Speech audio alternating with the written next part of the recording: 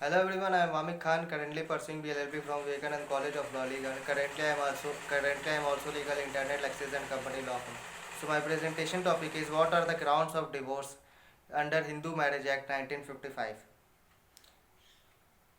In the Hindu religion, marriage considered a sacred concept.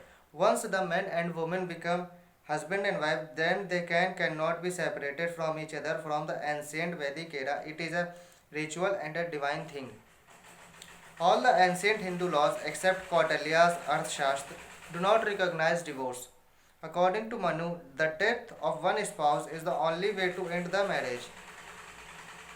According to Kautilya Arthashastra, to dissolve the marriage there must consent of both parties and it should happen through mutual consent.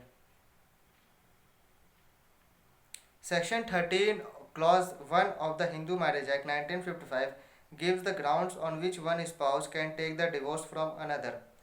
First, cruelty. The word cruelty is not defined by the Hindu Marriage Act 1955 but Section 498A of the Indian Penal Code defines cruelty. Cruelty can be physical or mental. False accusation of adultery also considered as mental cruelty. There are a lot of things that we can consider cruelty. They are as follows. A spouse living in an immoral life, false accusation of adultery, humiliating spouse, demand of dowry, forced to abort the child. Important case laws. Nirmala Manohar Jagesha vs. Manohar Shivaram Jagesha, Balram Prajapati vs. Shushila Bai. Adultery. In many countries, adultery not considered as a ground of seeking divorce, but in India, adultery is a ground for divorce. Adultery means intercourse between a married person with another person. Important case laws.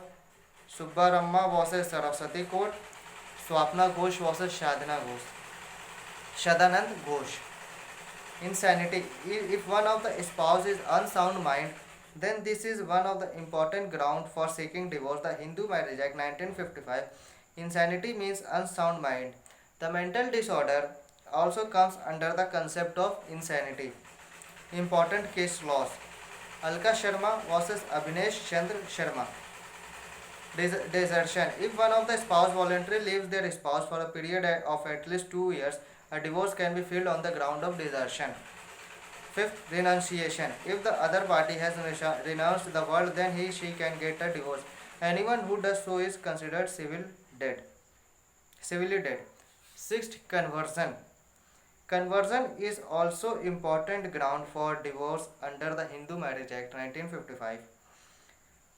If one of the spouses converts to any other religion without the consent of another spouse, then the other spouse can seek the divorce on the ground of conversion.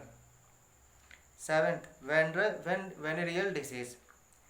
Venereal disease is a concept with one of the spouses going through a serious disease, and if it is communicable, then the other spouse can approach the court for divorce on the ground of venereal disease. Eighth, presumption of death.